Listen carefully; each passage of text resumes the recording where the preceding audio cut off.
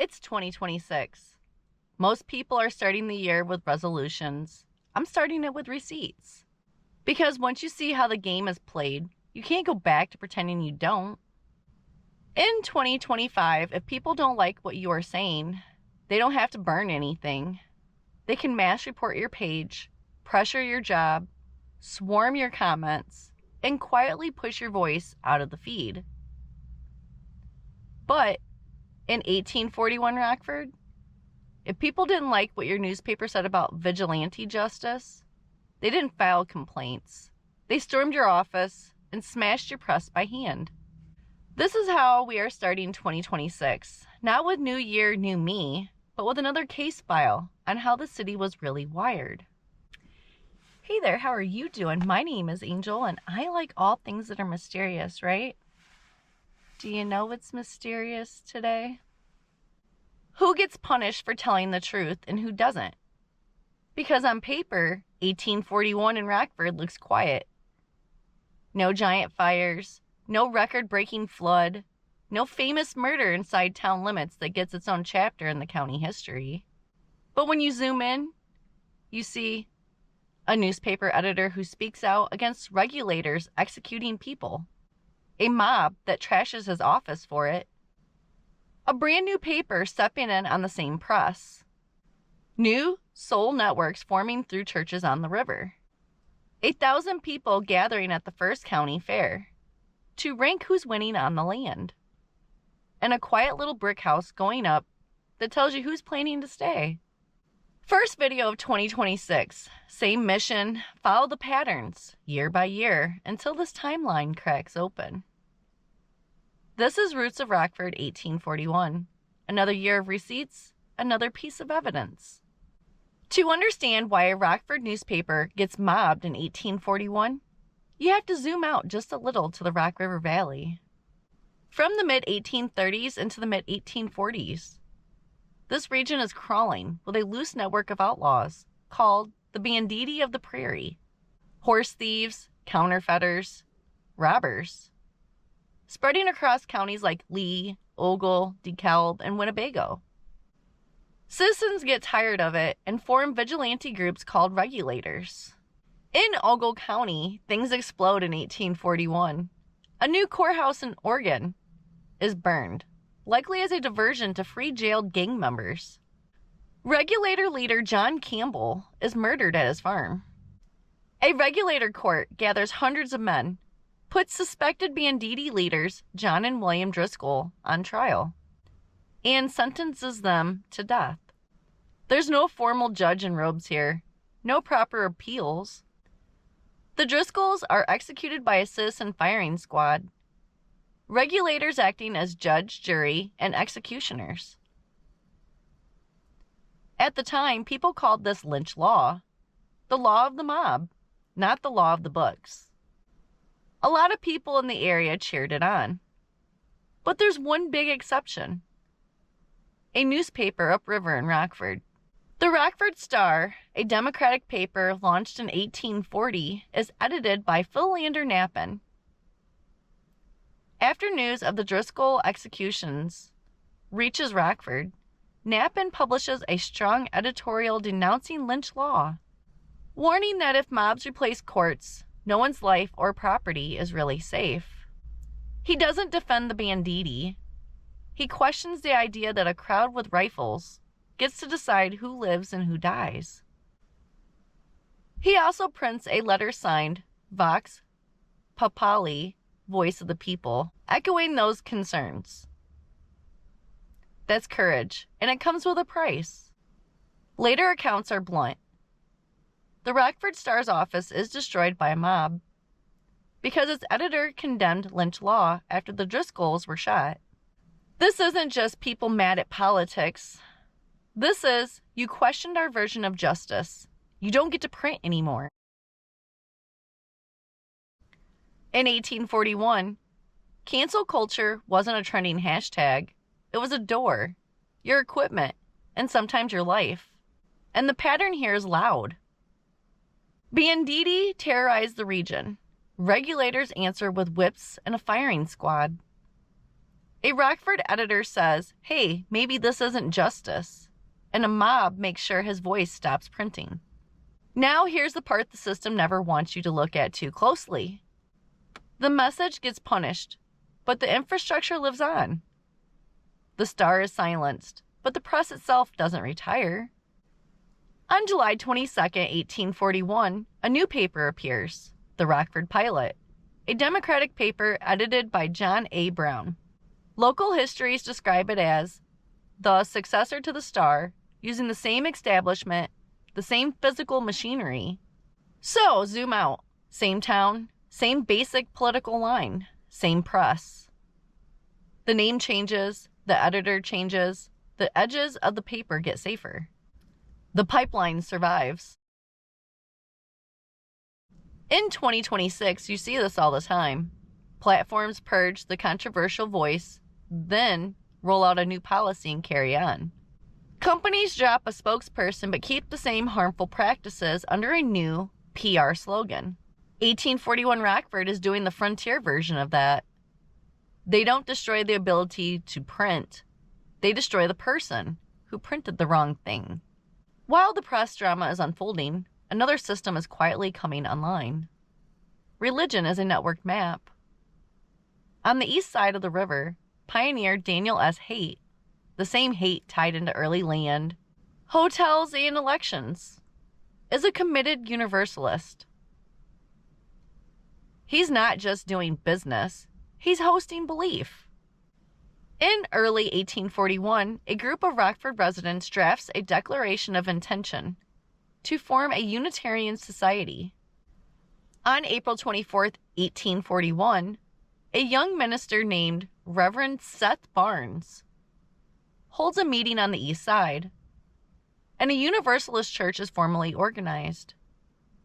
Haight is there, hosting, helping lead the charge, plugging Rockford into a wider Universalist mission spreading through the West.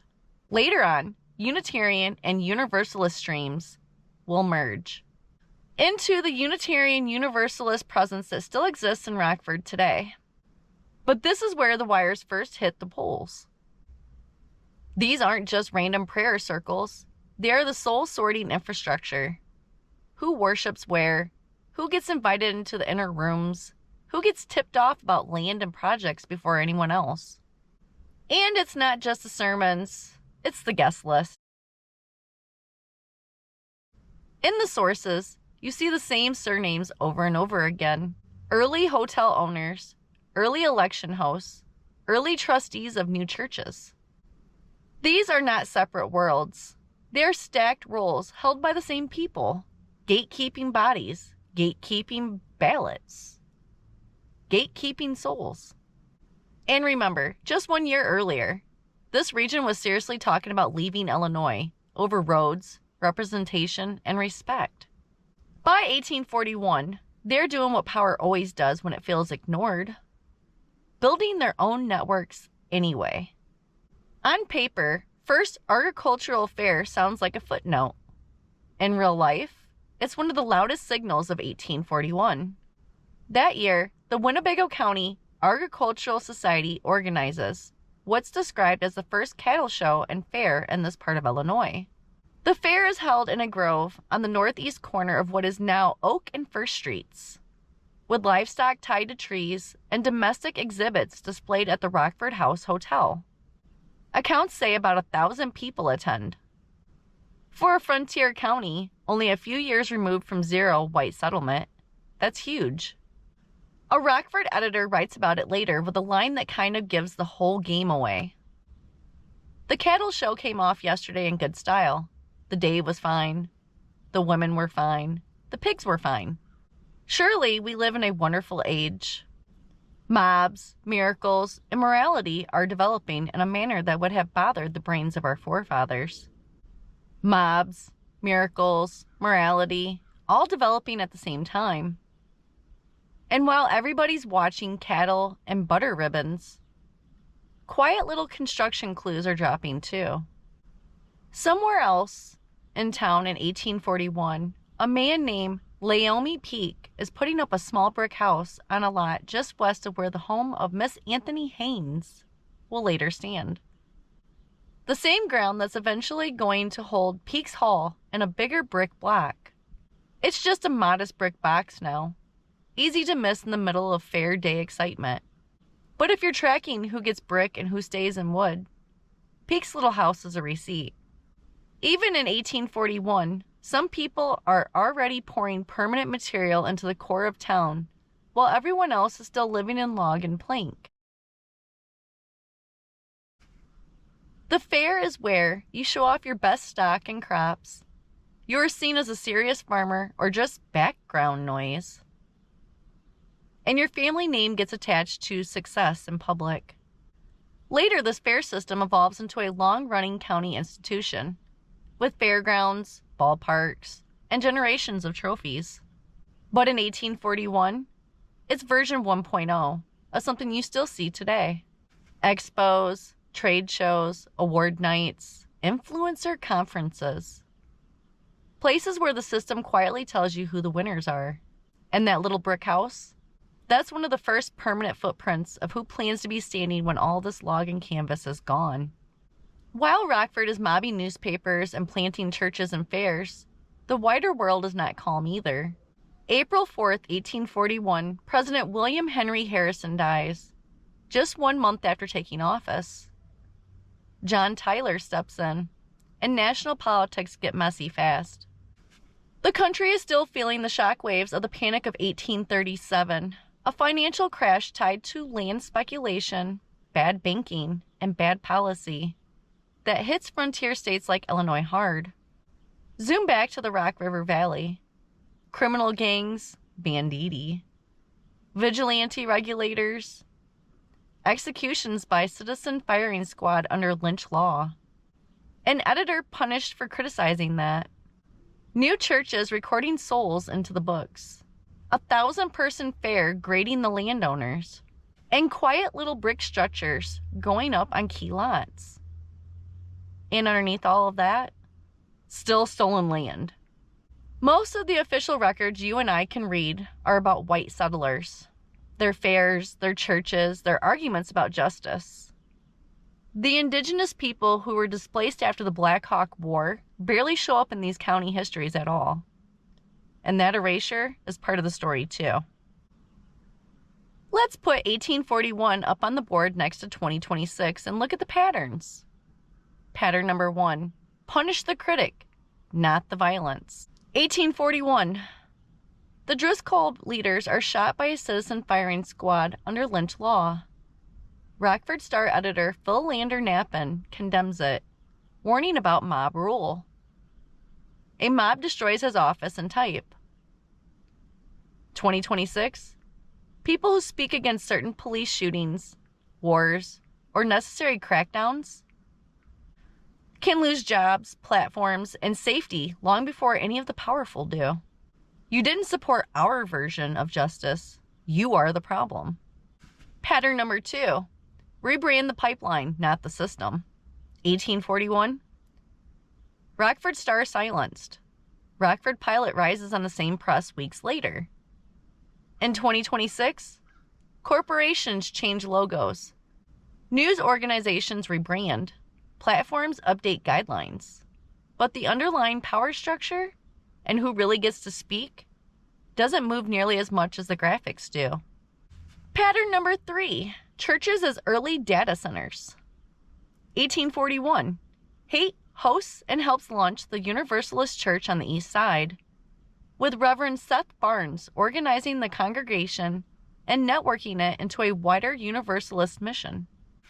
2026, churches, mega churches, online spiritual brands, and nonprofits shape not just belief, but who trusts whom, who gets opportunities, and how people vote. Spiritual labels doubles as access badges. Pattern number 4, fairs and brick as dashboards. 1841, that first fair at Oak and First pulls in around 1,000 people to see who wins the livestock and domestic prizes. And while the crowd claps for cattle, Laomi Peak quietly lays brick on a downtown lot that will turn into Peaks Hall and a bigger block later on. 2026. Followers, sponsorship deals, big trade shows, glossy new construction projects, all quiet ways of saying, here are the acceptable winners. The categories change, the logic doesn't. Forensic Summary 1841 Receipts. So when you hear 1841 Rockford, don't think nothing happened. Think Banditti crime wave and regulator lynch law in the Rock River Valley. Citizen firing squad instead of a courtroom. Rockford Star editor Philander Knappen warns against that, and his office is destroyed by a mob for it. The Rockford Pilot appears July 22, 1841 as the Star's successor on the same press in the same town. A Universalist church is organized on the east side, with Reverend Seth Barnes and Daniel S. Haight plugging Rockford into a wider spiritual network. The Winnebago County Agricultural Society holds its first cattle show and fair at Oak and First, with around 1,000 people turning up to rank livestock, crops, and domestic work. And in the background, Laomi Peak quietly builds a small brick house on a lot that will later hold Peaks Hall in a bigger brick block. One of the earliest hints of who's planting brick roots in town while everyone else is still in log cabins. That's not a quiet year. That's a year where violence is celebrated, criticism of that violence is punished, churches are wired in, fairs start ranking the local winners, and the first little brick footprints of future power blocks are drying in the mortar. 1841 is where you see it clearly. Who gets punished for questioning violence? Who gets new platforms? And how media, morals, and money start moving like one creature. And if this is how we're starting 2026, you already know where we are heading. We're going to keep following the money trails, the land, and the quiet little deals that stack into the Rockford we're still driving through today. And on that note, if you liked this video, go ahead and give me a thumbs up. If you would like to see more videos like this, please subscribe. And as always, I appreciate you so much for watching this video. I hope you have a great rest of your day. And I'll see you in the next one. Bye.